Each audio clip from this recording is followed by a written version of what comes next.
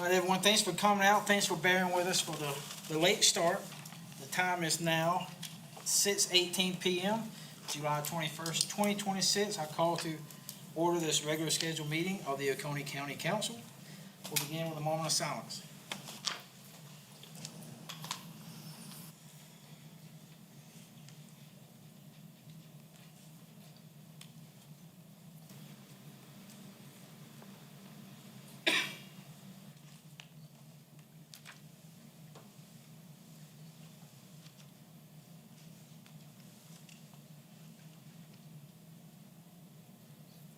Mr. Joel Smith, would you please pray for us?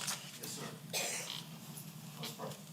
Father, we thank you for the day that you've given us. We thank you, Father, for your grace and mercy that's been on us, and even the time that was had in the preliminaries. We thank you for that, Father.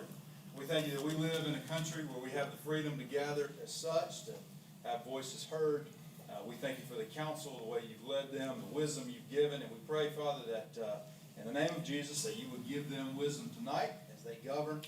We pray, Lord, that you help us to be civil and that our voices would be heard. But we pray most of all that you receive glory as you ought in all things. In Jesus' name we pray.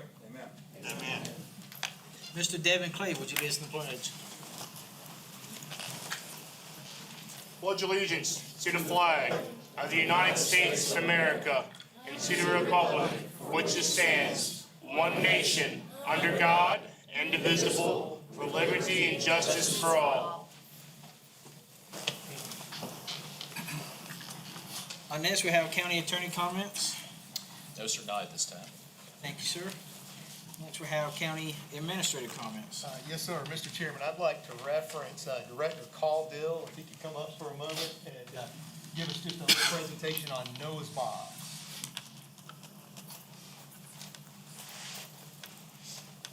Hey, everybody, thank you. So, very exciting. Some of y'all seen the news the last couple of days. News 7 covered it, and we've had a couple more news agencies. So what we did through emergency management is autism is really a big subject today, and we deal with it on a day-to-day basis a lot of times with our community. So emergency management was able to work along with some of the guys from the fireside and came up with a great idea through Noah's Box. They found it through another meeting with Aiken County, and Aiken County had already started doing some of this. But Noah's Box will be put on fire trucks, police cars, deputy vehicles, rescue vehicles for the county. And what is in it is for kids with autism is kind of a deal to help keep them comfortable when we get on the scene. There's also things that go in here like the stickers for the windows and the doors. When we run calls a lot of times with the fire and the EMS and rescue, we can be overwhelming with lights, sirens, and people. So if we know that we're going into one of the situations where we're going to be dealing with that, we're teaching how to back out, let one person go in, assess the situation. Things that we carry in here, we carry for nonverbal. We have things with pictures, so if we have nonverbal children, but they can tell us what's going on through pictures, we can do that. We also have, it's a teddy bear, but it's weighted. It's like a weighted blanket for kids that have autism to keep them more comfortable. Of course, we have stuffed animals. There's all kind of visual aids in here that help keep them focused on different things while we're in there. But I just want to take a minute to tell you we're really working hard on some of the things that we're doing, and I give emergency management a lot of credit for this, along with one of our battalion chiefs with the county that played a role in helping get this done. And I think that you're going to see more and more of what we're doing every day to try to help bring better things into the county. But if you have any questions about it, please contact emergency management with the county. If you have a child with autism, please let us know. We do have stickers that will go on doors and windows to make sure that when we arrive on the scene, we know what we're going into, so we don't overwhelm the scene, because sometimes we can be very overwhelming. So we're doing that to try to make sure that when we get in there, we can work with these children and make sure things are done right. So, but it's a great deal. Like I said, we've already got a few of them in the county. We're working with the Sheriff's Department to put some on at least 3 or 4 of the patrol cars. We may work with the cities to also put 1 or 2 possibly in the city patrol cars, our rescue squads, and our fire department. So, and we're doing training on them as we speak, and as we get trained on them, we're putting them on that equipment.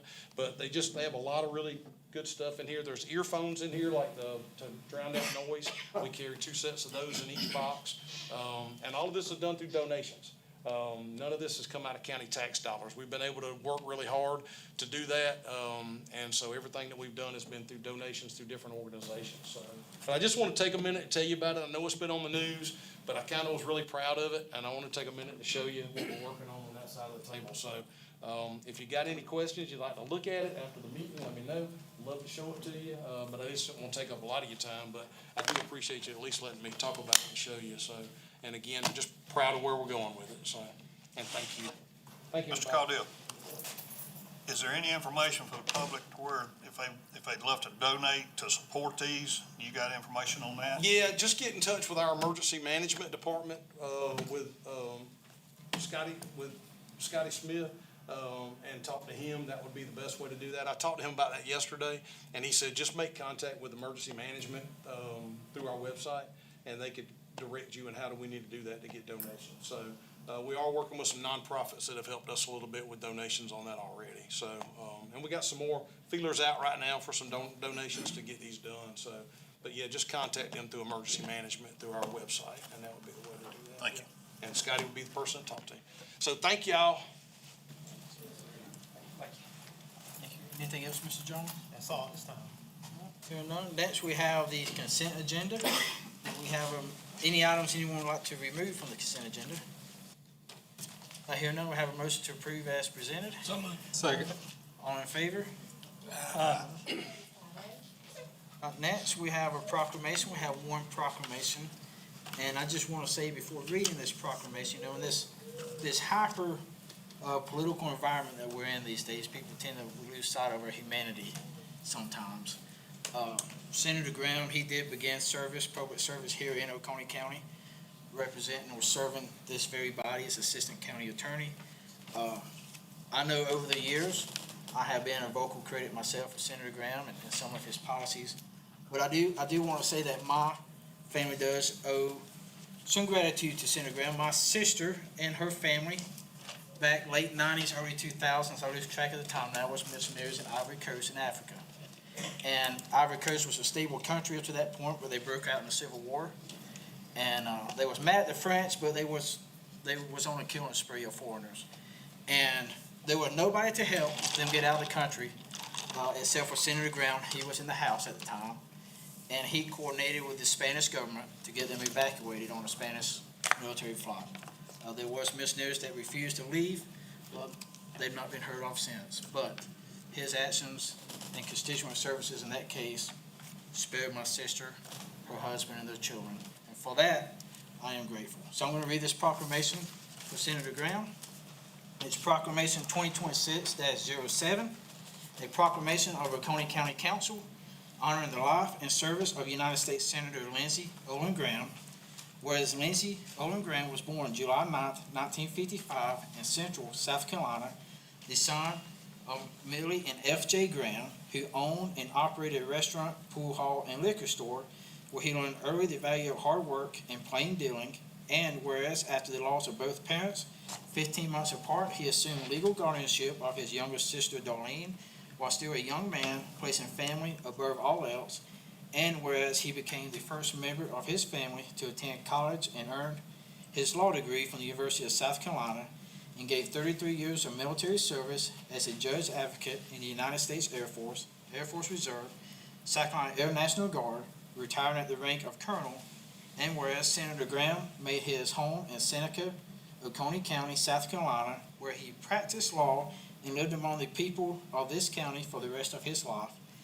And whereas he served the people of Oconee County directly as Assistant County Attorney from 1988 to 1992, providing legal counsel and service of this very council and practiced law in Walhalla alongside attorneys who later served with distinction in local, state, and federal government. And whereas in 1992, the voters of Oconee County elected him to the South Carolina House of Representatives from District 2, the first public office he ever held, and the place where a lifetime of elected service to South Carolina began. And whereas he was elected to the United States House of Representatives from the 3rd Congressional District in 1994 and to the United States Senate in 2002, where the people of South Carolina returned him 4 times and where he served until his death. And whereas across 5 decades of combined military and public service, Senator Graham rose to national and international prominence, yet Oconee County always remained his home, and he remained deeply connected to the citizens who first entrusted him with public office, and whereas Senator Graham passed away suddenly on July 11th, 2026, at the age of 71, and is mourned by his sister, family, and staff, as well as the people of South Carolina and the nation. Now therefore be it proclaimed by Oconee County Council, a meeting duly assembled, that the council does hereby honor the life, memory, and service of United States Senator Lindsey Olin Graham, express its deepest condolences to his family, and gives thanks for a life of service that began here in Oconee County and reached the highest councils of the nation. And be it further proclaimed that a copy of this proclamation be presented to the family of Senator Graham and entered permanently into the minutes of Oconee County Council, the same public record in which his name first appeared a generation ago. So moved. Second. All in favor?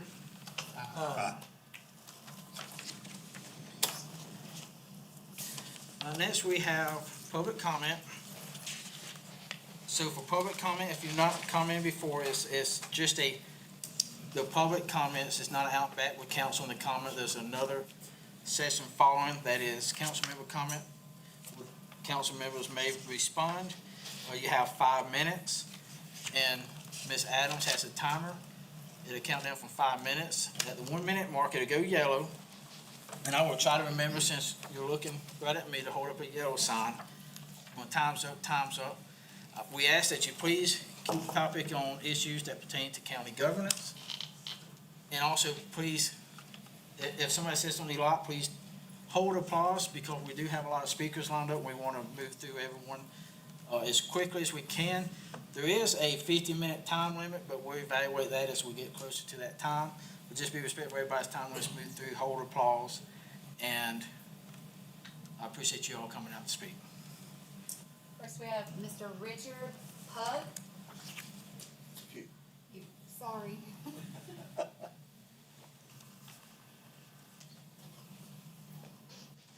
Do we stand in here? Come straight up to the. Yes, sir. Straight up. And I just ask when you come up, please say your name again for the record. It's Richard Pugh. Richard Pugh, thank you. Yes, thank you.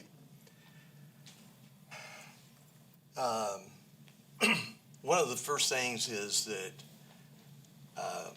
I am never in favor of a tax, a new tax. However, the people of Oconee County voted to put the new tax in for the Corinth-Shiloh Fire District. And based on that, I'm willing to accept that, based on the people's will. However, what I'm seeing is that they are wanting to take and renege on the cap that they told everyone who voted that they were going to keep it at 25 mils, and now they want to remove that cap. Now, I'm an engineer by profession, and I tend to overanalyze things sometimes. But I have to wonder why they want to remove that cap in order to get more money. And the Fire Commission, which I just recently learned about, is overseeing this. And there's only one reason why I can think, just keeping it very, very simple, is that it's a money tree. That apparently somebody has got their sights on taking more money from the people of the Corinth-Shiloh Fire District and using it for other purposes. And it could be within the fire district overall, but shifting that money over to other I guess I'm saying correctly, districts, other than the Corinth-Shiloh. And I just want to say I go on record against removing any cap, and that we should, I guess we need to shoot down that proposal of what they're trying to do right now. Thank you.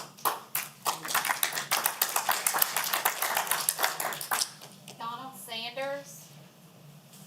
I do just want to say, before other speakers come up, there's been no suggestion of removing the cap. The only suggestion that came to council was to put it in a referendum so that the public could vote for there to be any increase. That's all. It doesn't, it Yeah, didn't doesn't read read that that way. way at all. Mr. Sanders? Lauren Ballard.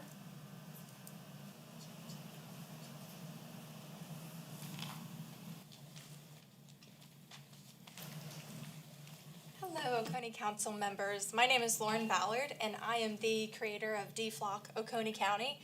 I am a resident here in beautiful Oconee County, and I am also an Auburn University graduate in geospatial and environmental informatics. So with that being said, I know a lot of stuff about data, GIS.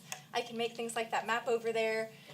I know a lot of data whenever it comes to roads, that type of thing. So whenever the issue of flock cameras came up within Oconee County, I started immediately diving into all of the data and trying to figure out who exactly owns these, where is this data going, how is this data being used, and one thing with that, and one thing I want to preface before I go any further, is that with DFLOC Oconee County, I do not want there to be any destruction of flock cameras within Oconee County. I believe the way to resolve issues is through conversation, just like with Charlie Kirk.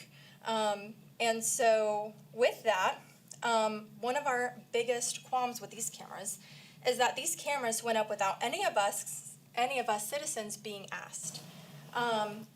There's no input from the public about where these cameras should have gone, how they went up, and everything. So Flock Safety also says that they don't sell our data, but the answer to that is we can hope for sure, or we don't know for sure if they sell our data or not. The only way we can know is through an intense legal process with lots of money and lots of time, and obviously I don't have the money or the time to do all of that. So with that, I also want to go off of the point made earlier. What if these cameras were in place during COVID? What if you were fined for not wearing your mask properly? What if you were fined for not following the stickers on the floor in the grocery store? The question I want to ask you is, how could these cameras be used against us citizens in the future? My final question is, what will your legacy in this critically important moment of our county be? How will you be remembered regarding this issue of flock safety cameras whenever it is such a national issue? And there's so many comments within my Facebook group, and especially with my other posts online. There's, hundreds of likes, hundreds of comments. Everyone is pretty confused on this issue. But I would love just some guidance on that, of course, which we have gotten earlier from you. And the goal is, how can we resolve this issue and move forward with something that is constitutionally correct with our rights. So thank you so much.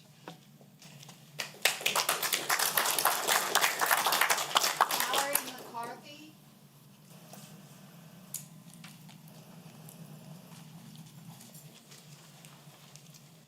Good evening, council members. My name is Valerie McCarthy. I'm a Oconee County citizen here. I also ironically work in the field of patient safety, so I'm familiar with safety as a whole. And but I want to begin kind of expressing just my appreciation for Sheriff Crenshaw and the men and women of law enforcement who work every day to protect our community.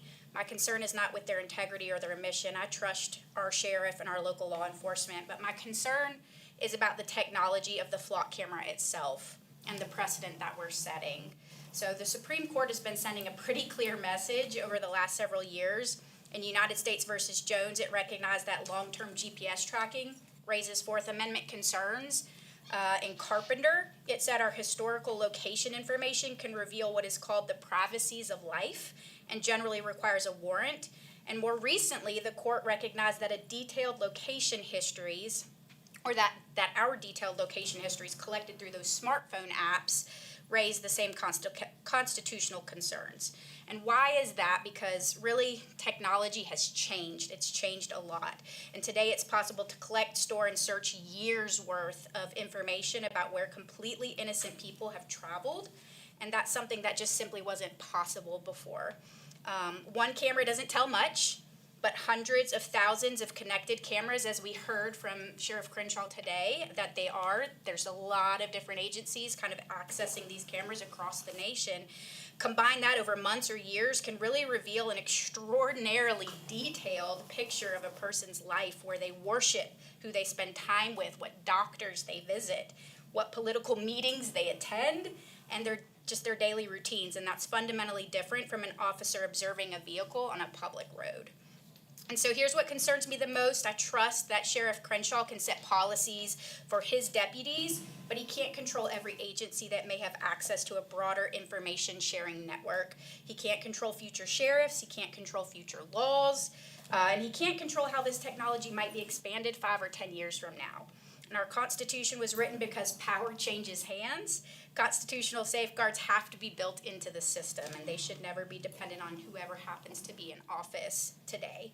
I believe we can support law enforcement and protect constitutional liberty at the same time. I don't believe those two things are in conflict, but my hope is that Oconee County will be thoughtful about where this technology leads, not just where it stands today, and that we make sure our constitutional rights keep pace with the technology instead of slowly being left behind. Thank you.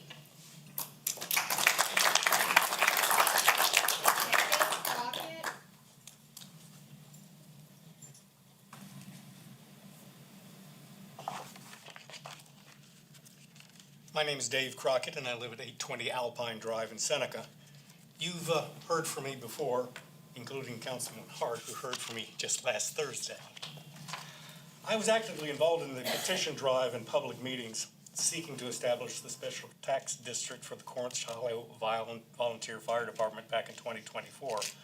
I'm here this evening to express my concerns over Council's desire to amend the ordinance creating the tax district and governing the commission charged with managing the transition to a paid department. What at issue is accountability. The original ordinance called for the transition of the commission group initially appointed by county council to elected positions in November of 2026. It's my understanding now that the commissioners themselves want to sidestep that election. Elected representation provides a mechanism for fiscal accountability going forward, just as it does for members of this county council. That transitional provision was a key point in selling the referendum to taxpayers in the district. Simply abolishing the concept of elected commissioners entirely after the fact is, in my opinion, nothing short of a slap in the face to me and those of us who voted for the fire district. I understand and appreciate, truly, that the current appointed commission has had a Herculean task steering the department through a challenging period, and I commend them for keeping the millage at less than 25% up to this point. And if the transition to elective posts needs to be delayed for whatever reason, or no reason at all, so be it. But the revised ordinance, as written, offers absolutely no assurance that the fire commissioners ever will be elected. That is entirely unacceptable to me, and I, for one, will hold both the commission and this county council accountable for that decision in the future, if it holds. Accountability at all levels of government matters. Full stop. Thank you.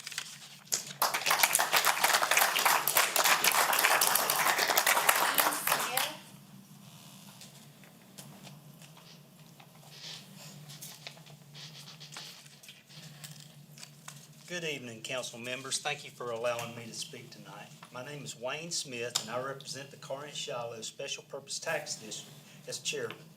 On behalf of the commission, I'm asking you to support ordinance amendment to appoint commissioners for 2 years. Before I start, I want to say that the commission respects the volunteers of the former Corinth-Shiloh Volunteer Fire Department and the rich history they have developed in protecting our community since 1963.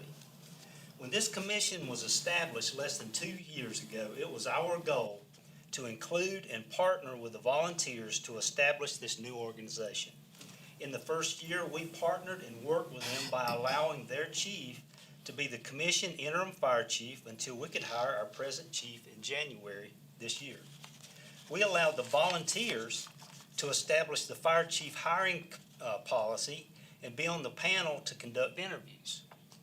When the committee narrowed the candidate list to 2 candidates for commissioners to discuss and determine who we would hire, the volunteers were unanimous and they demanded that we hire Chief Dave. We hired our chief on January the 1st of this year. Within 3 weeks, I began receiving calls from the volunteers of complaints and demands that he be terminated. 3 weeks. I sat down with 2 of the volunteer 501c3 board members and listened to their concerns, and I asked for patience and time to work through these concerns. As I reviewed these concerns and discussed with the commission, it was clear the main issue was the loss of control from the volunteer board. This year, we have been trying to reach a transition agreement contract which would establish an orderly transfer of facilities and equipment, but we have met delays, opposition, and demands from the former volunteer 501c3 board. The commission was forced to seek legal counsel because of this, and at present, both the commission and the volunteer 501c3 attorneys are working to come to an agreement. There has been misinformation on social media that the commission is trying to raise taxes above 25 mills. This is simply untrue. The ordinance states that if the commission submits a budget greater than 25 mills, the commission can petition the county council to grant it, and then the county council decides. That's in the ordinance. Our position as the commission is that if in the future, if a different commission is in here and wants to go above 25 mills, it should go to the taxpayers and let the taxpayers decide.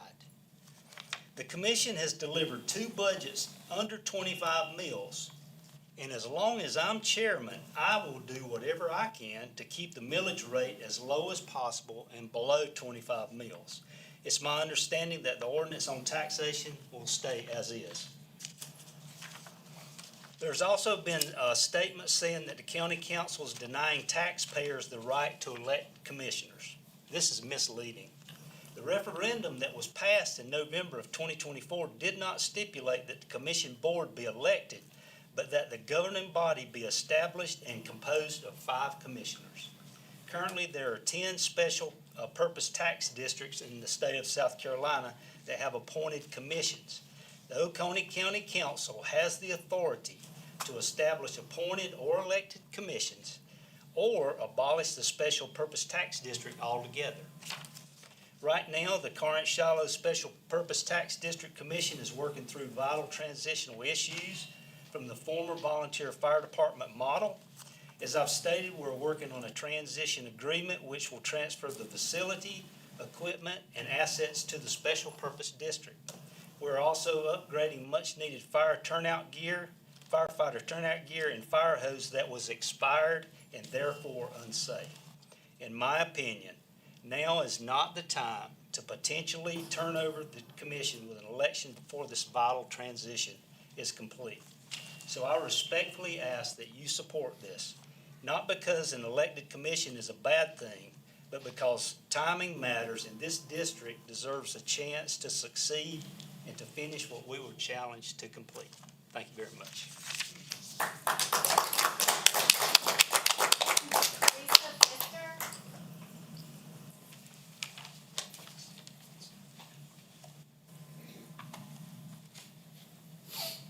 Thank you for the opportunity to speak. My name is Lisa Eister. I am a resident of Oconee County and have been for many decades. I am here tonight not for the he said, she said. I understand that you are men of this county that care about our county. How many of you live in the Corinth-Shiloh Fire Tax District? Any of our council members live in the actual district? You do not. I'm here tonight because there's been a lack of transparency. The members of the Corinth-Shiloh Special Fire District were not notified that you all were seeking to amend the ordinance that we voted on in November of 2024. We had to find out through social media and the newspaper. The taxpayers of the district voted to approve this ordinance in November of 2024. My husband and I voted for it. We have the greatest appreciation for our firefighters, past and present. We felt like this was the best path forward for Shiloh Fire Department to have a special tax district, therefore we voted for it. We were appalled to learn that an ordinance is going forward that removes our ability to vote and choose commissioners. I respect Mr. Smith's comments on that, but let me read. It says, the original ordinance that we voted on as taxpayer says, the commission shall initially be appointed by Oconee County Council, which appointment shall occur soon after the enactment of the ordinance is reasonably possible. Thereafter, the commission shall be elected by qualified electors of the tax district during the general elections held in November of 2026. You all are putting forth an ordinance that removes the taxpayers' ability to vote and elect commissioners, our representatives. It's called taxation without representation. That is my issue with this ordinance. It is a slippery slope to remove our right to elect commissioners and remove our right to vote. When you had us vote on this ordinance to begin with, it feels like a shell game. Vote on this ordinance, then we can take away your right to vote. We can take away your rights as taxpayers. Council members, each of you are not funding this tax district. Hardworking taxpayers are funding this tax district. We deserve the right to the original ordinance to elect our commissioners. I understand Mr. Smith's concerns, but that's not changed the fact that you are about to force on us taxation without representation that we have chosen as taxpayers. I urge you to reconsider. I urge you to honor the ordinance that the hardworking taxpayers of Oconee County and of Corinth Shiloh Special Fire District voted for. Thank you.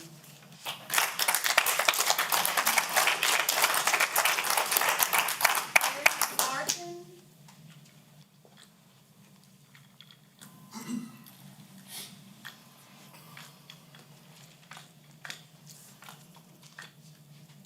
Gentlemen, hello. My name is Kerry Sartain.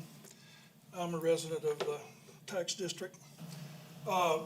I agree with most of the comments that have already been made, most of them, not all. In looking at the proposed amendment, there are a number of issues, the way it's written. Obviously, the appointment without election is a major one. There's ambiguity inside regarding, in one place, you know, you'll take the 25 mil funds will be used at the district. In other ways, it implies that money is somewhere else.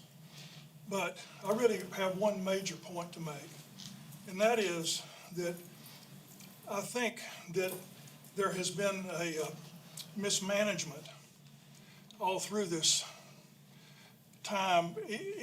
I'm not sure how long your Fire Advisory Commission has been in effect. Listening to their meeting on the 16th, became very evident there's a very high lack of communication between them and you guys. So that's something you guys need to correct. Number two, if in the beginning, if the county had applied funding across all the fire districts according to their call volume, that would have been a fair way to do it.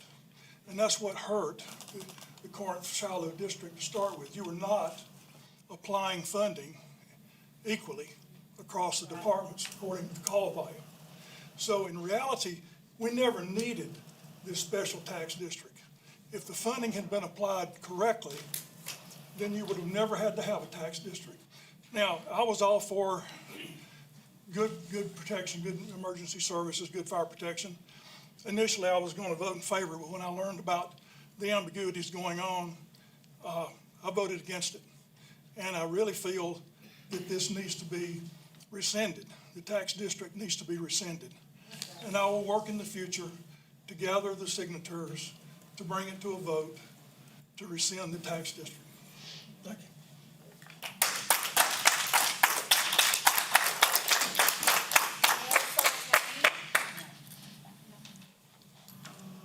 Christine Levesque?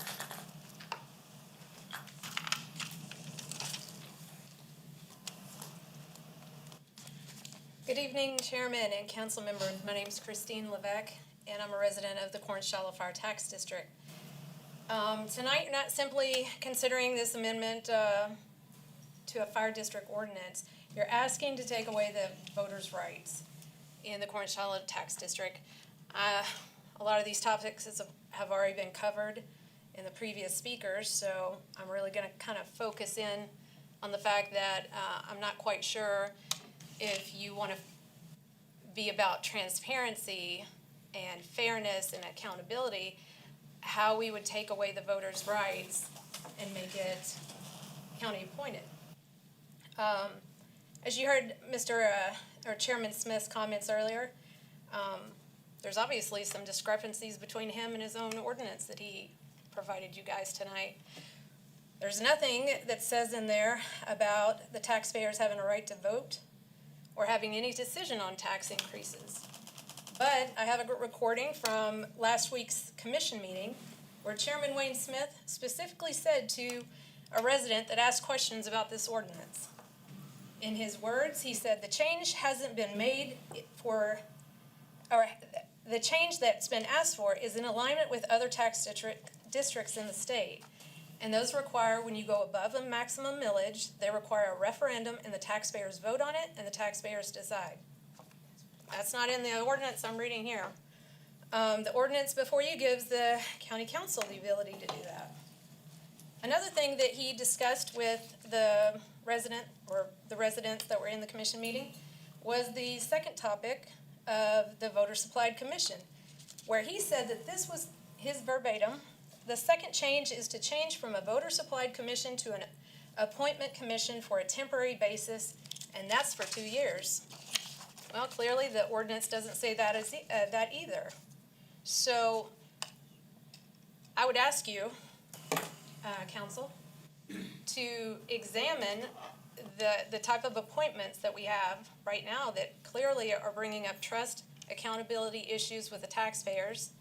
If I can't trust them to be giving me the right information in their own commission meetings, I'm not going to be able to trust any future appointments from this county council. We were provided, or the volunteers were asked to provide 5 council members when this whole ordinance or the establishment of the special purpose district was established. You guys only picked 1 person out of the 5 we recommended. And you appointed 4, including 1 that is a family member. That's some serious concerns on my part.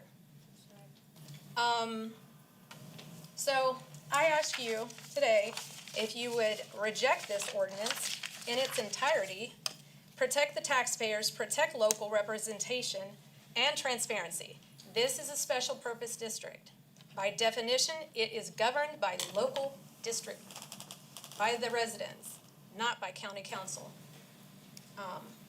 Anyway, I just ask that you protect the right of the Corn-Shallow citizens. Thank you for letting me speak.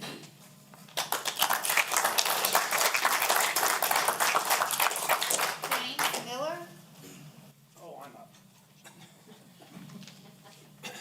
I did not know that I signed up for this. I thought we were signing in just to be here, but good evening, council members.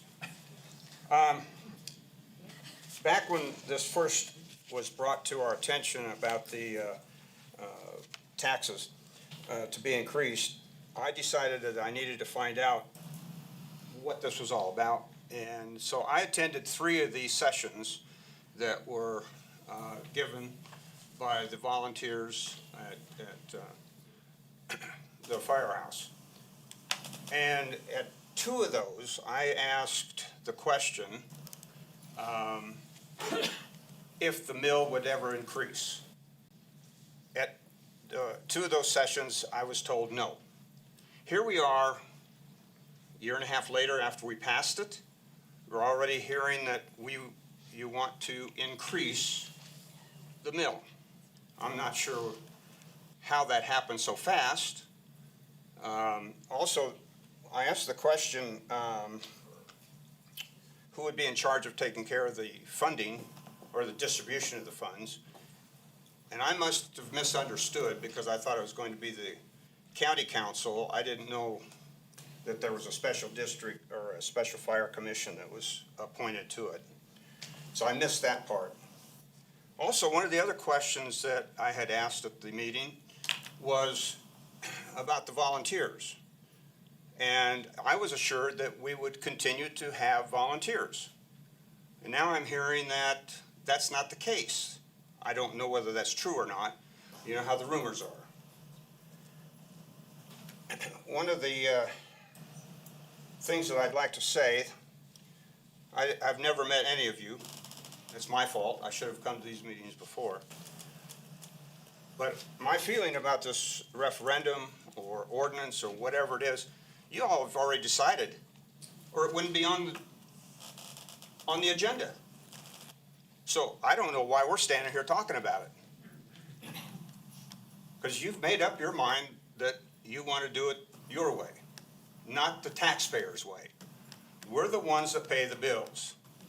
And the lady just asked if any of you live in Oconee County, or in our area, Shiloh, excuse me, and none of you live there. Now, some of us are limited on income now.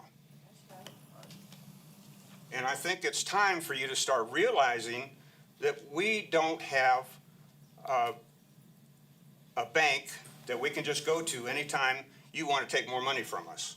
That's right. And I think that this whole thing has been prejudged by you as the county commissioners, and it will probably pass no matter what we say. By the way, I didn't introduce myself. James Miller. I live in Bayshore. And I've gone to the fire district several times to thank them because I do appreciate what they do for us. I think I better get back to my seat now. Thank you.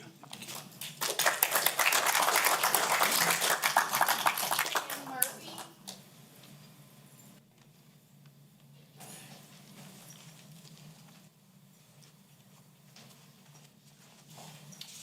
Thank you. My name is Tim Murphy. I've been with the Corinth-Shiloh Fire Department for 13 years. Okay. During a lot of this time, we had great relations with our communities. We had bake sales, we had open houses, we had kids' activities where they could come get in the fire engines. We had chili cook-offs. Halloweens, we took candy as many places as we could take candy. They knew our names, and we knew theirs. Okay. But things were getting busy during the years. We're volunteers. We got to get up and go to work the next day. And we would wind up running more calls than the average paid station would. Okay? We started wearing out. So we started looking at a special tax district, and as well you well know, it passed. Okay? And I'm going to piggyback on a couple of things Christine said. Yeah, we brought the people that we thought were going to be the commissioners down. They came down to our fire station a lot. They watched our training. We had meets and greets for our community members. They came in, and we got to know them well. They came to one of these meetings. We wrongly thought you would support us and vote in these people. You didn't. You did one. Yeah, one of you appointed a relative. We felt stabbed in the back. We didn't know the new people we got. But you did it. And the people recognize it. The people in our community are not stupid. They get this stuff that you all are doing. Okay, so they're working with us, right? Okay, let me ask you this. They turned off the copier. Our copier, they blocked us from making our own copies. What they told us to do? Go to Staples. Is that working with us? They took our firemen's gear out of the lockers and threw it on the ground. Is that working with us? Some of our best call people were just taken off the rolls. Taken off the rolls entirely. Been a lot of things going on. I'm just naming a couple, a whole lot of things going on. But last Monday, we went to our meeting down there. Been going there for many years. We were locked out. You know what else they did? They called the police on us. They called the police on us. I served as a naval aviator for 20 years, as a public school teacher for 18 years, was almost killed on Old Clemson Highway, flown to Greenville, not expecting to live, and I'm locked out and had the police called on me. What kind of people do this? No wonder the county doesn't support you all, or the commissioners. No wonder. Yeah, we feel like we're being run out of Dodge. We really do. Yeah, maybe we made a mistake on getting the right chief. It happens. Maybe y'all made a mistake when you decided to pick your own people instead of letting the voters decide. And now you're going to do it again. You're trying to do it again. You want to pick the commissioners. Let the voters decide. And I know people can twist things and this ordinance, that and everything. But again, I talk to people in Bay Shore, and they're not happy. They call me. They're not happy, and they know what's going on.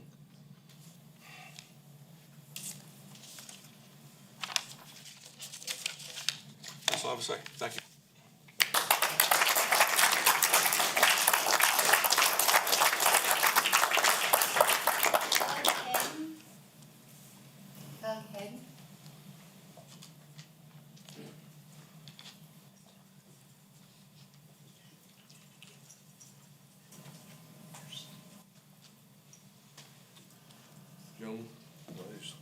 My name's Douglas Wayne Hedden Jr. I live at Mountain Rest, South Carolina. I'm a taxpayer in Oconee County. Don't mind paying my taxes. Don't mind doing my fair part. I understand that 5 individuals can only do so much, and we can't make everybody happy. Okay. But with that being said, have we ever heard that old saying, what happens in the dark always comes to light? Have we ever heard that if you ain't got nothing to fear, why are you worried about it? Well, let me throw a couple things out here, okay? And I'm on something different than what's been discussed past couple minutes, the flock cameras. Now, you can agree with me, you can disagree with me, that's the reason it's called America. I served in the Marine Corps and retired out of it, so I've seen what a surveillance state will do to you in the long term. They'll kill your mama. Now, if you ain't seen it, you'll live it if this keeps on, or our grandchildren will. You better take that to the bank. Your grandchildren will. I got a 13-year-old son's probably gonna live this, if this don't get nipped in the butt. And it's biblical in my opinion. Okay? And I'm gonna tell you something. What happens in the dark always comes to the light. And the other one, you ain't got nothing to hide. Why worry about it? Look, I'm not saying we don't have good law enforcement in this county. I believe we do. I believe we got one heck of a sheriff's department. I really do. But here's the thing about that. I'm trying to address everybody in the room. These cameras were put up without anybody that pays taxes being told about it. That's right. You're right. Whether you agree with them or not, they were put up.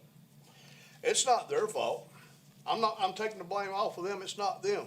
Because if I'm not mistaken, and I might be wrong, correct me if I'm wrong, the sheriff's office is a different mumbo jumbo election process, okay? However that's worded, I don't know. They were put up without us knowing, so it come to light finally. Okay? So, with that being said, it's come to light. Now, if the individual or individuals that were responsible and had the final say-so, use your imagination, do your own research on it. They had the final say-so of putting these things up in our town. Okay, we can't keep them all down. Whether you are a sheriff, whether you're a police chief, I don't care how you word it, what your title is. If you done it without going through the people that pay the bills of this county and voted to put you in office, then you're wrong. It's a surveillance tool that can be used from west coast to east coast, north, south.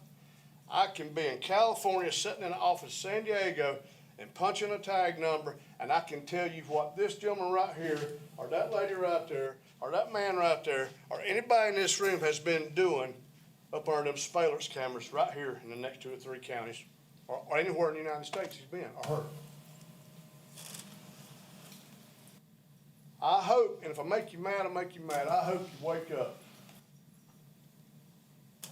It's nothing more than a surveillance tool with all these big data centers to control each and every one of us in this room once it gets into effect. Now, if you think it's not, I hope you live to be 150 and watch your grandchildren or their grandchildren, because they're going to be living it, people. I've seen it with my own eyes. And if you ain't seen it, you need to wake up. Americans are spoiled. They don't think it's going to happen.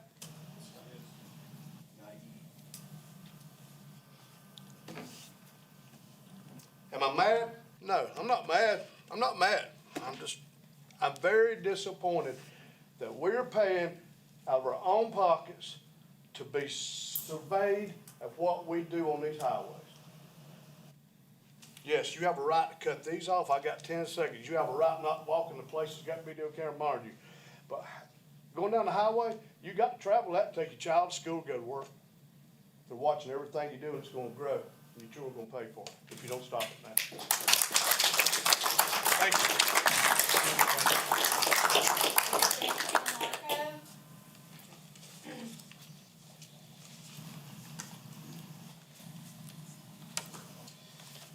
Good evening, Council. My name is Danny Delmarco. Want to clear up some of the inaccuracies that are out there, especially just hearing some of the comments going on so far before us. Yes, there are a lot of issues between the volunteer organization and the tax district. The appointed members that you appointed had over a year and a half, if not more, and it'll be 2 years upon their expiration to get this supposedly worked out. They're asking for an additional 2 years to try to fix something that they still haven't been able to work out. We have sent many negotiations back and forth with them. We want to work together, and we're being told no from their chief and at all that there will not be no consolidation. So to clear that fact that we're trying to work together, that Mr. Smith said, our attorneys are, but we have emails that we'd be glad to provide to you that Chief Dave has said, no, there's not going to be any type of consolidation from his mouth. Okay, clear point number one. Number two, yes, there is their new fire department.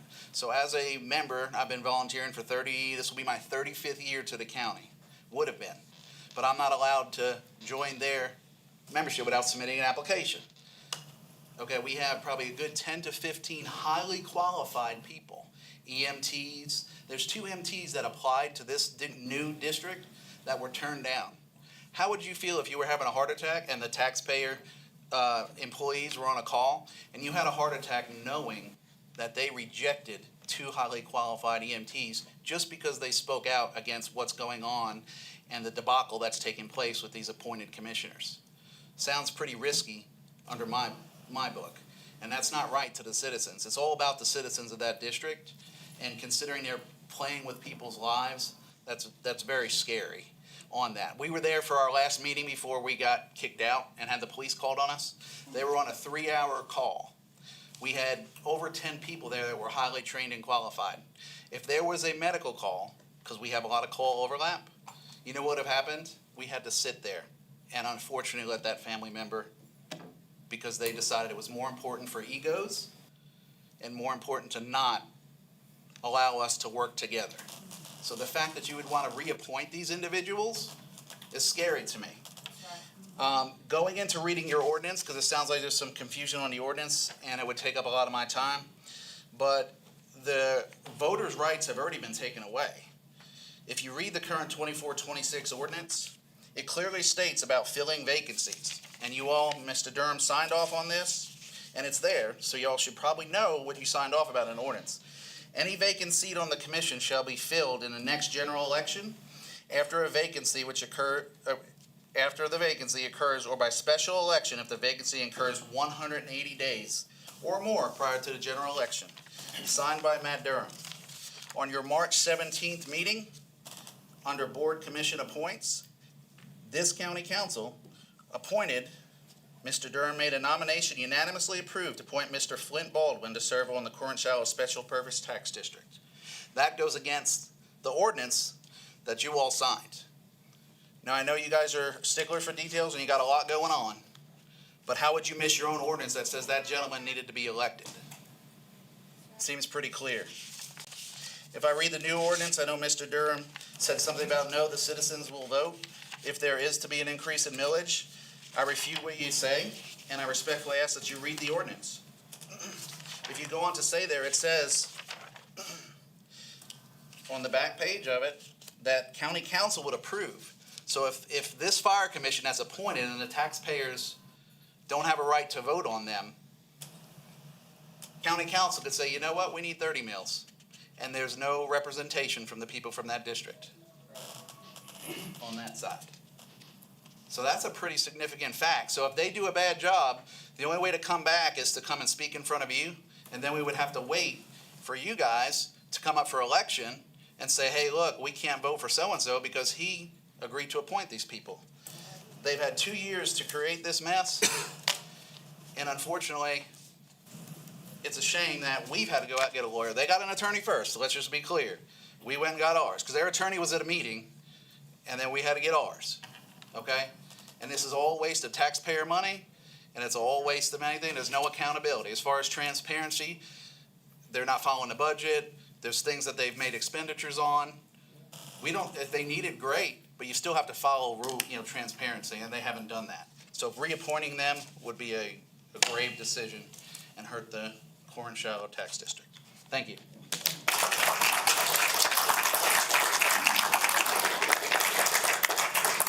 Please hold applause. We got a long meeting. Miss Adams is trying to say the names and people can't hear from the applause. I ask that you please respectfully hold applause. Mr. Bill Box.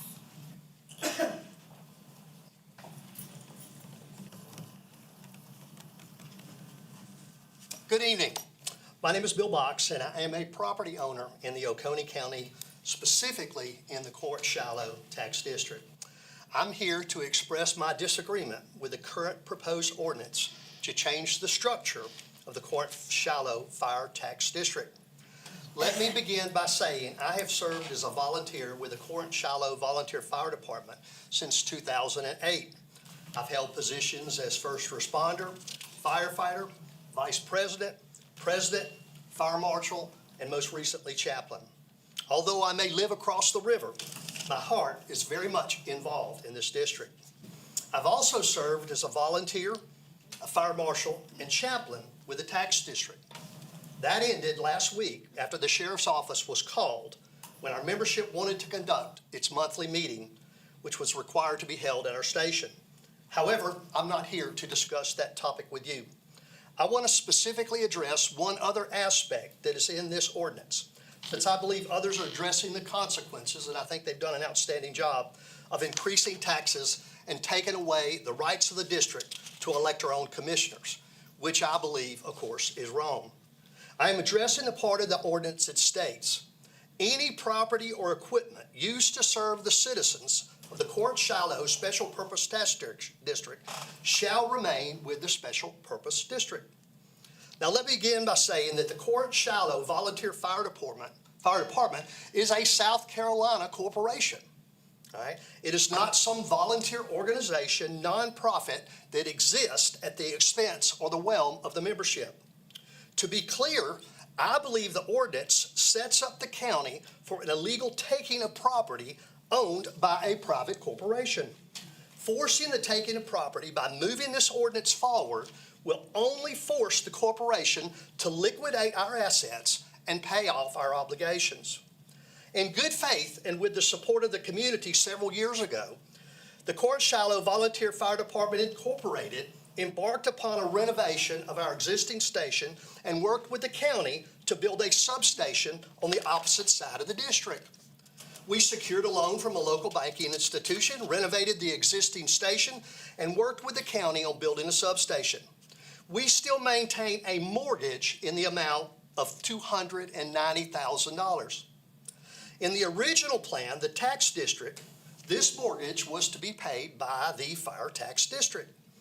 Unfortunately, the fire tax district has failed to agree to a consolidation and has now declined to make payments on this mortgage. We, the corporation, have made these payments because we are under an obligation with our existing loan. I personally believe that the Corinth Shiloh Volunteer Fire Department Incorporated has attempted to consolidate these two organizations together.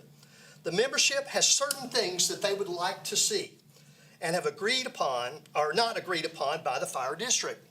As the previous operators of the fire department, the mortgage holder, the owner of close to $1 million in assets, I believe that we should have some say in how this moves forward. The fire district seems to have now made it clear that it has no intent to consolidate our organization with its current operations of the fire tax district. In a recent email, Chief Schur even stated that he did not have the intention or plan to consolidate.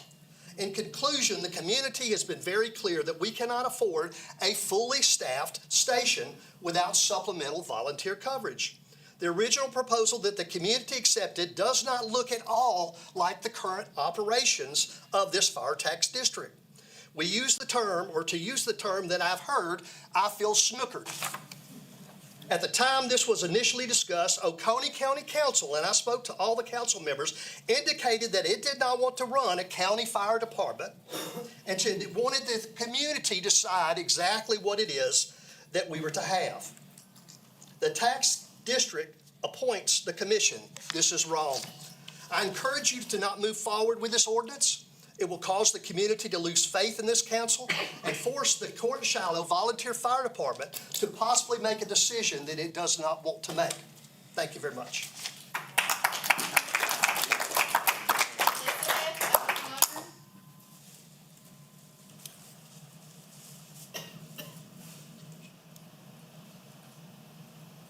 I didn't expect to be up here so soon. My name is Elizabeth O'Connor. I live in Mountain Rest. And I recently heard on WORD radio about the flock cameras being put up in Mountain Rest. And I have an objection to that. My background is, I've got some law enforcement experience. I'm a retired military combat veteran. I've looked at the list of where these cameras are. I can't see them. Now, to me, the most effective way of getting people to obey the law is to have a robust physical appearance of law enforcement officers. It's the guy running the speed traps in the morning when the school buses are running and making sure that nobody drives around the school buses. You lose that with these flock cameras. And so essentially let's say it takes 4 people. A sheriff's department is a 24-hour operation, so you would have 3 8-hour shifts, and you'd have 1 person always off for each position. And so these flock cameras are replacing jobs that could be coming to Oconee County. And it also puts the human touch back in law enforcement. I've lived in some pretty oppressive countries. I was stationed in Japan for a while. The Japanese are terrified of their own police. And it's largely kind of a surveillance state. If you're a foreigner over there, the police can come in your house anytime they want and inspect it, make sure you're not hiding anybody. It's essentially a fairly totalitarian system. I don't want to go down that road. I liked living in Japan. It was safe, but it was not worth the loss of freedom that Americans are used to. So my suggestion is, if we want to keep going down the road with flock cameras, why are we spending money on deputies? Like I said, I'm former law enforcement. I am not trying to cut the sheriff's department. But it's, $3,000 a year for these flock cameras? I would rather have the deputies on the road than this. I just think this is an unacceptable move. You know, if nothing else, paint the flock camera towers orange or something, hot pink. You know, when I drive down the road and I see a deputy running radar, first thing I do, and most people do, is look at our speedometers, make sure we're not speeding. You lose that with the flock cameras. Another issue is the length of time the information is retained. According to WRD Radio, Oconee County says they retain it for 30 days. But the rest of that is that it's also forwarded to SLED. And we don't know how long SLED keeps it. And if these cameras are $2,500 or $3,000 each, the Flock Corporation is making their money somewhere. And that's gotta be that they're keeping the data and they're profiting off of that data. That's an unacceptable invasion of our privacy. So I don't think the loss in what I perceive as constitutional rights is worth the increase in safety. I mean, I have game cameras up to watch my chicken coop. If the police ever came by and said, hey, you know, something happened in your area, can we see your game cameras? Yes. But, you know, even right now, this past week, there was 2 police officers fired, I believe, in Greer for misusing the information recorded by the flock cameras. And I just think this is an unacceptable risk to privacy. That's all I had to say.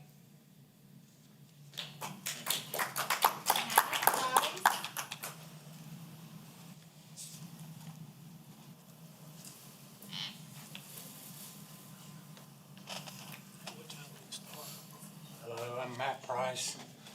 I'm born in Seneca, South Carolina. Lived there 40 years of my life. I'm here about the flock cameras, my concern. A lot of it's already been addressed. But I think that we need to look into it a lot more because, or just take them on down now. Because you see all the lawsuits that's already coming up. We don't want that.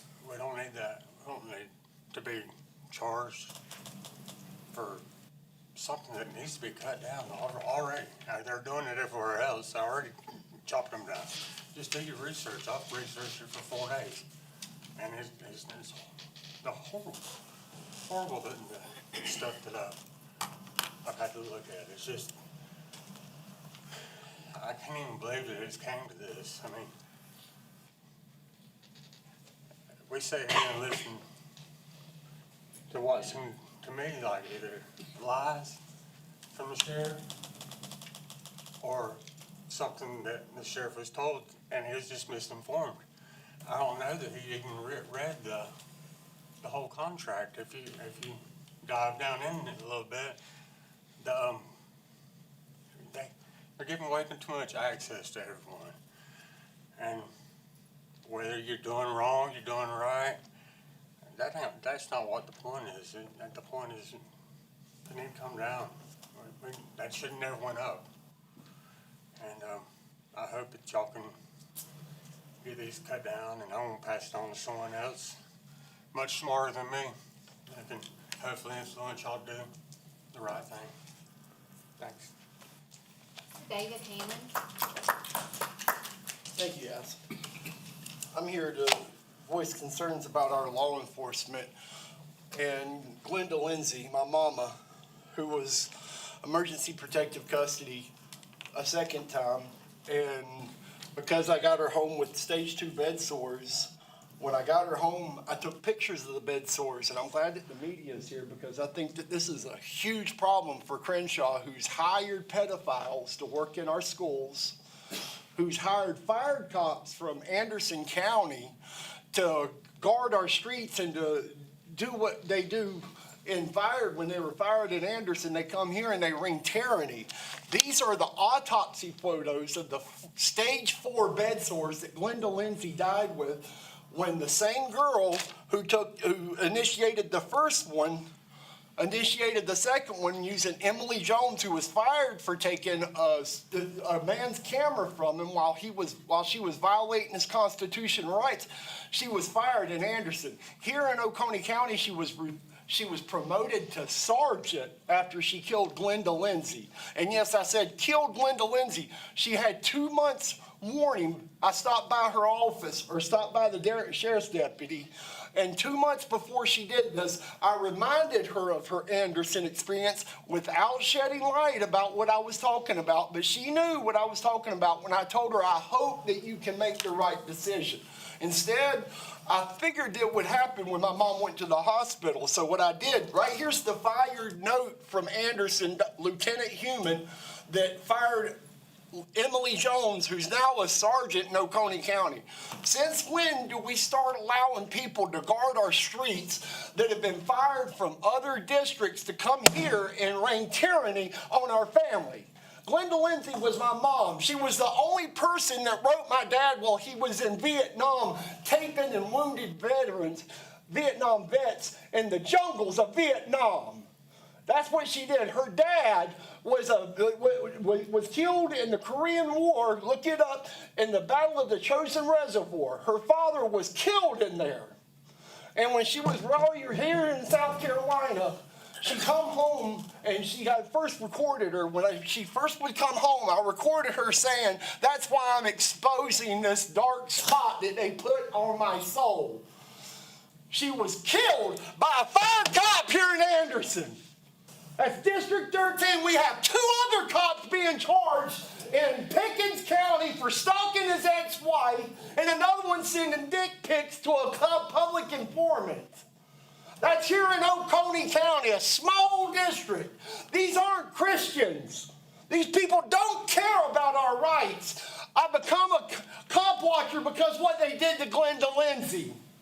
That's what started me. When I got my mama home, I settled down and I took care of her.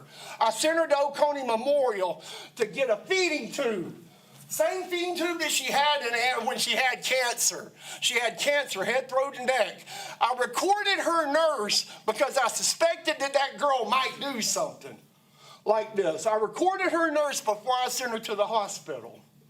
When she went to the hospital, the girl never called me back. I recorded my phone call with Sergeant Illian, offering to be a snitch for the Oconee County Sheriff's Department to keep my family protected. So I'm pro-law enforcement. I hate cops that abuse their authority. And when they get fired from another district, they should not work for Oconee County. Ask Lieutenant Human, who did he fire in Anderson County and why? Because she took a camera from a guy that was recording it. I'm passionate because it was my mama. My mama kept my dad's spirits up while he was dodging bullets from the Viet Cong. He was taping up your soldiers, the men that fought for your country. And now she's dead. Stage 4 bad sores, Crenshaw. Stage 4. That's the equivalent of a 3rd-degree burn. I didn't know that she even died. You know how I know she died? My brother called me the following day, the same brother who served in the First Pacific War against Iran. He called me the next day saying Mama died on a Sunday when I was bringing my son home from the pool. Glenda Lindsay's story needs to be told, and there should be held accountability to the criminal cop that killed her. Not with the bullet, but with neglect. And Michaela Roper should be held accountable for the evil that she's done to poor people at Oconee Memorial Hospital. That's all I got to say. I appreciate the media being here, and I hope Glenda Lindsay's death was not in vain, because she was an American patriot and a humble, born-again Christian. Thank you. Thank you. That's all we have this evening. Oh, thank you. I'll move on to council member comment session. Well, I just want to start off about the flock cameras. You know that they do good. We see the good that can come of it, but we also, I think most reasonable people fear what can come of that. I appreciate the sheriff coming out here and speaking. He did not have to come up here. He came up and spoke at the committee meeting prior to. The sheriff is a constitutional officer that's elected by the public to run his office as he sees fit. He doesn't, unlike a city council, he doesn't work for the city council or the city administrator. But with that being said, I do want to make a motion. I'm going to move that the county council direct the county administrator and the county attorney to conduct a full review of the automatic license plate reader systems, including Flock and whatever else may be out there in Oconee County. That's to be, and to return to council a written report with a legal recommendation within 60 days. And in that report, I want the scope of the council's authority, including the limits created by the sheriff's status as a separately elected constitutional officer, and the legal recommendation of actions available to the council, whether that's termination of these cameras, relocation of the cameras, whether that's through procurement, whatever that is. That's my motion. I also want to say that I think we saw tonight that the sheriff is very reasonable, but I do want to have what authority the council does have going forward. Second. Any discussion on my motion? Who not, all in favor? Any other public comments? Yes, sir, I do. Councilmember comments? To start with, I didn't appoint Mr. Wayne Smith to there. If you want to know, I appointed the old doc. He was the one that I appointed. But out of all these conversations, I've heard accountability, transparency, fairness. I looked up transparent, and that means that you can see through something or a light will penetrate it. I don't know where there's several different definitions, but one is if you put spyware on somebody's computer and you're able to watch all the transactions coming and going on there, that transparency, I think, is a one-way transparency. Now, that's like you having somebody that's being interrogated and the other police are standing on the other window looking in, and the fellow that's being interrogated is looking at a mirror of himself. So, and I don't know, is there any fairness in that? Those words were used a lot like today, and accountability, is there any accountability in that? When you hang a camera up and the people that are being filmed, nobody in that building knows it, that they're being sent somewhere else and someone else is looking. Again, that's a one-way transparency. Somebody else is getting it and you happen to be the one that's being viewed and you don't know that you're being viewed. Thank you. Thank you, Mr. Ward. Any other comments? Yes, Mr. Chairman. Public safety is number one. And I appreciate the volunteers coming, and I appreciate the comments supporting the district. It's been real divisive. And because it's divisive, it's threatening public safety. And so I just want to say, I'm not going to vote at all on this ordinance one way or other tonight, because I think the two sides need to get together for the public good, drop all the crap that's going on, and get together and work together and protect the public. Thank you, Mr. Chairman. Thank you, Mr. Elliott. Any others? So I'll speak about the fire district. Some things have been said tonight. Yes, Mr. Smith made recommendations to the council. The recommendation was not to raise taxes. The recommendation was to amend the ordinance to have a referendum go out before the citizens before a tax increase could come. He made recommendations, but we didn't include every recommendation on the ordinance. But I'll tell you what, when we get to the ordinance, I'll make a motion to amend it to include Mr. Smith's recommendation on sending it to a referendum for a millage increase. So a speaker said that this fire district wasn't needed. I agree that it was not needed. I think most voters did not know that prior to this district being formed, that the county staffed that fire station around the clock, 24 hours a day, 7 days a week with 2 firefighters. What the citizens got when they passed the referendum, I think a lot of folks thought it was just a volunteer station. It was a staff manned fire station. What they got after the referendum was an additional firefighter and the administrative cost that goes along with all the administrative positions, fire chiefs that went on top of it. And it was a significant tax increase. I received a lot of calls, but I think if you, for a $25,000 vehicle, it's $34 tax increase. For a $250,000 home, it's $230 per year, and it just goes up from there. So, in that, somebody says snookered. I feel the taxpayers were snookered in that referendum. So the day that district was created, the volunteer fire station was no longer the fire responders to that district, right? The district was now the fire station that responds to fires in the district. And it's a complex situation because the land that the firehouse was on is owned by Clemson University. The building is owned by the former volunteer station, which is a nonprofit organization. It's been 2 years when we passed this ordinance. We thought, hey, in 2 years everything gets settled out. But to this date, the former volunteer station that's now a nonprofit that doesn't respond to fire calls has refused to transfer the mortgage or sign a lease agreement with the district that's providing fire service to that area. They've threatened to kick them out. Now, Clemson University has transferred the lease to the fire district, so they have the lease on the land, but they still don't have a lease or mortgage for the building and being held over their head to throw them out.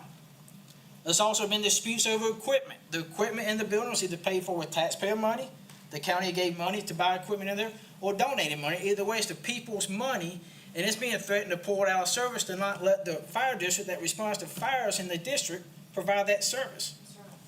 So as plain as I can say that public safety should not be a leverage. And whatever the disagreement is, whether it's real or not, don't hold public safety as leverage. With that being said, we thought when we created the ordinance, the public didn't vote on the ordinance, the public voted on a referendum to create the district. This council drafted the ordinance and passed the ordinance, and at that time, we thought that 2 years would be enough time for a bunch of adults to come together and transfer the assets so that the fire protection could be provided to the citizens of that community, and it's not happened. You heard up here tonight, it's just chaos and it's a mess. And if we throw an election on top of it, it's going to jeopardize public safety. So we're withholding the election. We're going to hold out and see how things go. And we'll play it by ear. And hopefully everything can get settled out and worked out. And I'll be honest with you, I don't think the district needs to exist. I think the county taxpayers paid for 2 firefighters around the clock in those district, in that building to provide fire service. We have one other fire district in the county that's in Kiwi, and it primarily serves a residential neighborhood that's for the most part secluded. That area of the county serves the whole county. There's dining down there, there's shopping, there's also industry down there. And I believe what was working was probably working. Could we staff it up to 1 more?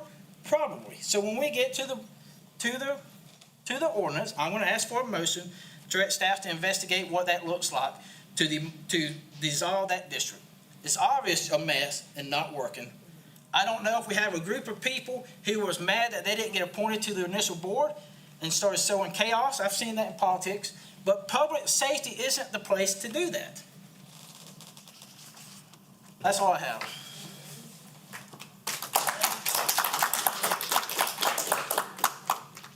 Any other comments? All right, here now we move to second reading. We have one ordinance. It's ordinance 2026-23, an ordinance amending ordinance 2024-26, entitled an ordinance establishing the Corinth-Shiloh Special Purpose Tax District for fire protection, establishing the Corinth-Shiloh Special Purpose Tax District Commission, and other related matters. Make a motion. You make a motion? Have a second? Second. Any discussion? So I'm going to move that council direct county administrator in consultation with the county attorney, the fire chief, and the emergency director to examine the feasibility and legality of dissolving the Corinth-Shiloh Fire Protection Special Purpose Tax District and returning fire protection in that area to the county, and report back to council with findings, a proposed plan, and a cost analysis, and I'm gonna say, what's today's date? Let's say 90 days. That's my motion. I made the motion in a second. Second. All right, is there any discussion on my motion? If not, all in favor? Aye. Not voting. All right, so we're back to the motion on the ordinance. Any other discussion? Here none, all in favor? Well, Matt, Whoa, back up. I got one thing I want to say. It is a mess down there. And I know there's a lot of folks don't like the ordinance and us, I'll call rescinding from an elected board, back to an appointed board. The board that's there now is appointed. I just don't think it's the right decision at this point in time to change the composition of the board while basically it's in litigation. Both of you's got lawyers. It's being discussed. It'll be litigated before it's over with. And to throw an election for a board in the midst of that is not the right thing to do. And I'll echo what Matt said. We don't need to be doing anything that jeopardizes the life, safety, and use that as a pawn. And that's what I've got to say. Thank you, Mr. Barnes. One more thing was made about appointment to fill a vacancy. The ordinance is written that you had the 2-year span before the election. We were still within that span, and per legal advice, that's the action we took within the confines of the ordinance. Also, I said I'd make a motion to amend the ordinance, but I do want to get legal advice. Mr. Chalmers not reviewed it, so I do want to make a motion to direct legal counsel to review what it would look like to amend the ordinance to have the millage go to a referendum for any increase above. Mr. Smith, what was your recommendation? Was it any millage increase or above 25? The recommendation was if the commission wanted to go above 25 mils, then it would go to a taxpayer referendum, and the taxpayers would decide, not the commission and not the council. So I want to make the motion to direct Mr. Chomley to investigate that for a possible amendment on third reading. State law, no matter what happens, what budget they pass, the county council ultimately leverages that millage. So I do want a legal opinion on that. Second, any discussion on that motion? Hearing none, all in favor? Not voting. All right, so we're back to the ordinance again. Any other discussion? Hearing none for second reading for ordinance 2026-23. All in favor? Not voting. Next, we have first reading on the following ordinances. This is an ordinance authorizing the conveyance of easement rights to Upcountry Fiber for the purpose of utility infrastructure, construction, and maintenance at property owned by Oconee County, located at the intersection of Nebo Church Road and Harvin Acres Road, Seneca, South Carolina. Such property currently identified by tax parcel number 256-00-04-031 and other matters related thereto. So moved. Second. Any discussion? If not, all in favor? Aye. Next, we have ordinance 2026-25, an ordinance for the preservation, redevelopment, and sale of historic Oconee County Courthouse located at 211 West Main Street, Walhalla, South Carolina, and other related matters. So moved. Second. Second, any discussion? So this is entitled only. Before second reading, we'll have more details. But any other discussion? Here none, all in favor? Aye. All right, we have, next is discussion regarding action items. Discussion of MSW transfer station tipping fee for small residential haulers. So I asked this to be put on discussion. We have Mr. Cole here. He would like to speak in a minute. I'll let him speak. But a few years ago, we had the discussion on, with prior administration. So Mr. Jones wasn't privy to this information. But we had discussion about the small haulers, and they came up because the cities don't pay a tipping fee, and they could let out in the county. And the discussion was, do you waive the tipping fee for all, or do you charge a tipping fee to the counties? Well, my position at the time, the council position at the time was that those citizens have already paid their solid waste taxes. And whether they take it to the convenience center, or these folks come and the county takes it to the transfer station, or these folks pick it up from the house, takes it to the transfer station, they've already paid that fee, they're just stepping one side off. So if they wanna pay an extra fee to have somebody take it for them, in my opinion, we want as much of that happen as possible because the convenience centers are already busting at the seams. So at that time, the council made a motion to waive those fees for those small haulers, residential.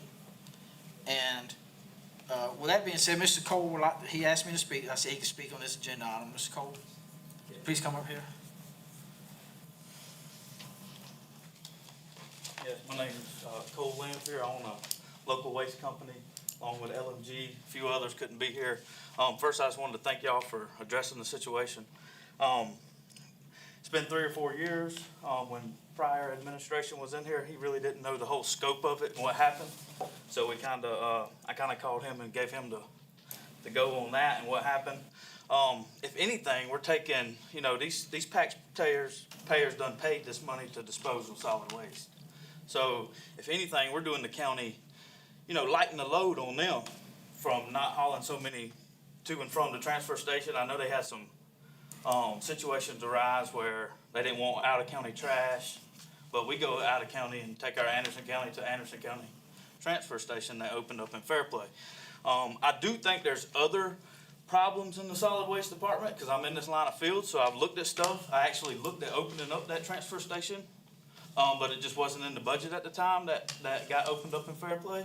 And the county's paying substantial. I haven't really dove into the numbers, but they're paying substantially to dispose of solid waste. It's in the 50s per ton.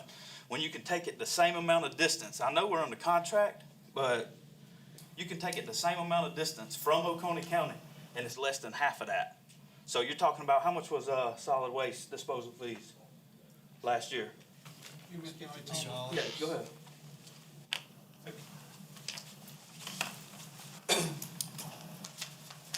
So our contract price with Waste Management over in Homer, Georgia is $50 per ton, and that includes hauling from our transfer station to over there. We have looked in talking with the Oconee transfer station that's down in Fairplay, and their rate is no cheaper for us to take it to them as well. Actually, maybe even more expensive. We've already been having those discussions. I'm not saying it don't need to go to the transfer station in Fairplay. I want to stay on topic of the tipping fee, Right. and then we can have a committee meeting. Yeah, that's something later that can be discussed, but just so you know, if it was $2 million for dump fees, it can be took to Twin Chimneys in Greenville for $21 a ton. So that stuff needs to come whenever the time comes to address the situation. That's over $1 million right there. And that ain't nothing but some phone call and some paperwork. Get out of the contract that we're in and go on. But anyways, fair is fair and not fair is not fair. So you can't have, in my opinion, you can't have cities that capitalize on equipment and all this other stuff picking up in our area, and then we not getting treated the same fairness that they are. And that's what he's going back to. You can't, when this happened, Walhalla had over 1,000 residents outside the city. Didn't get charged a dime for it. They don't pay for the commercial. That's a whole nother thing. They don't pay for the commercial that comes out of the city. None of the stuff that goes into our landfill don't get paid for from the city. So nothing does, whether it's trash, MSW, or landfill stuff or any of that. None of that the city pays. But they collect the fee just like we do to collect it, And like I say, if anything, we're just lightening the load. I would say we probably take 2 or 3 loads a day off of what they got to haul. And it don't seem like that big of a deal when it comes from Strawberry Farm to the transfer station, but it's coming from Salem or somewhere along the way. That's money that we saved the county. So I feel like there's other ways to do it. Why put the burden on every small hauler, which is about 4 or 5 in this county, when the cities don't pay for nothing? When I went back and looked at this was, got FOIA information. What FOIA? There's no FOIA information on it. It was all word of mouth, they said. Word of mouth don't mean nothing now, None of the people that was on this county council or sitting over there or over there when the transfer station was made, none of them people are here. So, word of mouth don't mean nothing. Nobody was here when that happened. So I don't know if the situation is, later charge people. It's got to be transparent though, across the board. Everybody's got to you know, if they're gonna go outside and compete with me, and they're capitalizing on equipment and everything else, on top of that, they gotta pay their dues like me. You know, so that's basically where I stand at with the situation.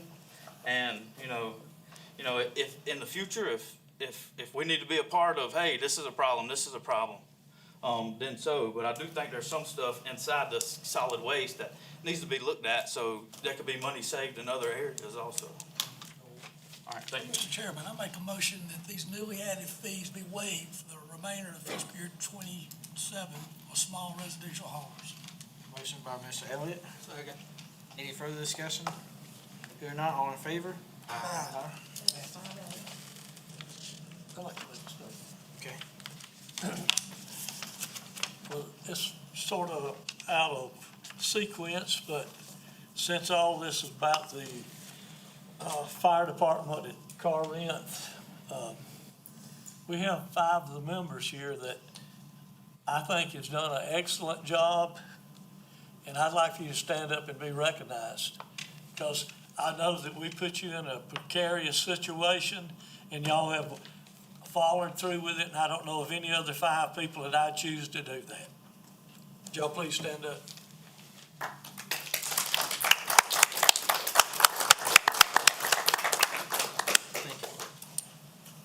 All right, let's go to council committee reports, Planning and Economic Development Committee, Mr. James. Yeah. At the July 7th, 2026 Planning and Economic Development Committee meeting, Ms. Hester provided the committee with an overview of the proposed scope of work related to chapters 26, which is roads, 32, which is design standard, and 38, which is zoning, of the Oconee County Code of Ordinances by the Planning Commission, and outlined the preliminary meeting schedule set forth to complete this task. A special meeting of the Planning and Economic Development Committee has been scheduled for November 10th, 2026 at 4:30 p.m. The Planning and Economic Development Committee will meet again on Tuesday, August 4th, 2026 at 4:30 p.m.